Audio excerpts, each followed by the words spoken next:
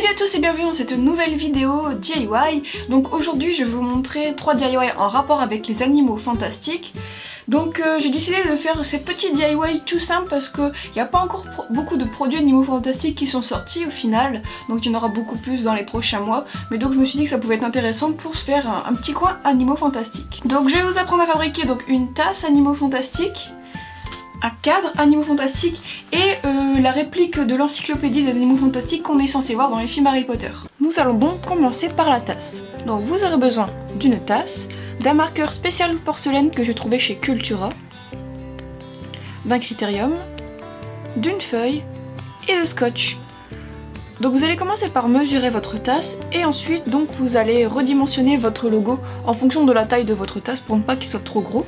Et ensuite vous allez l'inverser, donc le mettre en mode miroir. Puis il ne vous reste plus qu'à l'imprimer.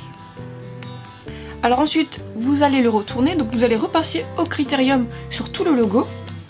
Ensuite vous la posez sur votre tasse en le maintenant avec un petit bout de scotch. Et donc vous repassez avec votre critérium pour que le logo puisse s'imprimer. Et donc là vous allez repasser avec votre marqueur en prenant vraiment votre temps pour que ça fasse un rendu propre. Et donc ensuite, selon les indications de votre crayon, il faut mettre la tasse au four. Donc ça c'est vraiment en fonction de votre crayon, la température et le temps. Et donc voilà, c'est terminé. Nous allons ensuite passer au livre.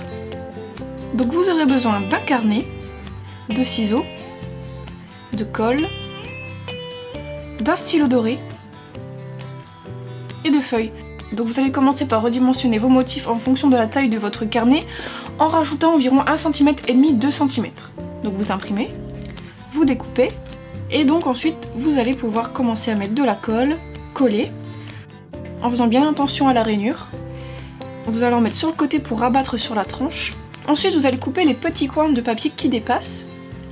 Vous allez mettre de la colle sur ce qui dépasse et vous allez pouvoir rabattre à l'intérieur du carnet.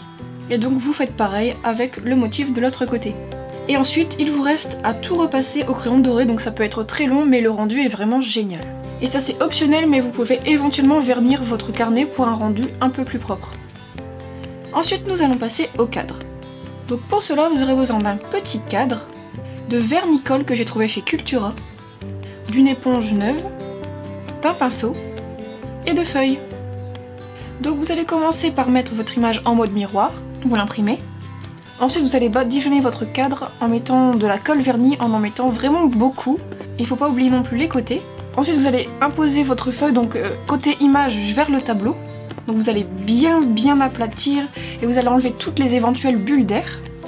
Et ensuite il faut laisser sécher pendant environ 10-12 heures. Alors, une fois que c'est sec, vous allez prendre votre éponge que vous allez un peu humidifier et donc vous allez commencer à tapoter sur tout le cadre pour mouiller vraiment toute l'image. Une fois que c'est fait, vous allez pouvoir commencer à frotter avec votre doigt, mais de façon très délicate pour enlever juste la petite couche de papier en plus. Et donc vous voyez, juste en fait en effleurant à peine, ça s'enlève. Et donc n'hésitez pas à remouiller entre deux pour ne pas que ça s'arrache. Et donc voilà, ça va prendre un peu de temps, mais le rendu est très beau. Une fois que vous avez enlevé la couche principale et que c'est sec, vous allez repasser vite fait avec votre main pour enlever toutes les petites peluches qui pourraient y avoir. Vous allez enlever l'excédent de papier qui est sur le côté. Et ensuite, il vous reste à vernir avec le vernicole. Et donc voilà, c'est terminé. Donc voilà, j'espère que ça vous aura plu. N'hésitez pas à me dire ce que vous en avez pensé dans les commentaires. Si vous essayez de reproduire certains de ces DIY, n'hésitez pas à m'envoyer des photos sur Twitter à l'adresse qui s'affiche juste ici, ou alors en m'identifiant sur Instagram par exemple. Donc voilà, merci d'avoir regardé cette vidéo et moi je vous dis à demain pour une nouvelle vidéo sur les animaux fantastiques.